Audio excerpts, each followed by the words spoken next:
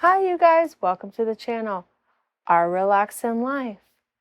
Today's video is a migraine update, my migraines. And this channel is all about teaching you how to relax with migraines. So I'm updating, the update is I started taking Root Logic. I will put a link in the description below on how you can get that.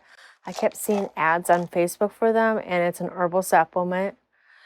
And I'm going to be doing a future video on it. I just started not too long ago, and I want to give you guys a full review on that. And I'm starting to drink tea more. I used to do it when I felt like a migraine was going to come on, but now I'm trying to do it every day. So when I don't feel like a headache is coming on, but I feel really tired, and sometimes, when you're really tired, a headache can come on. So I drink green tea. I don't really drink soda, and I'm not a coffee drinker. And that's how I've been my entire life. So I drink some green tea, and green tea has less caffeine in it than coffee. All right.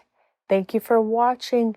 Next week, I'm going to teach you how and what you need to de-stress.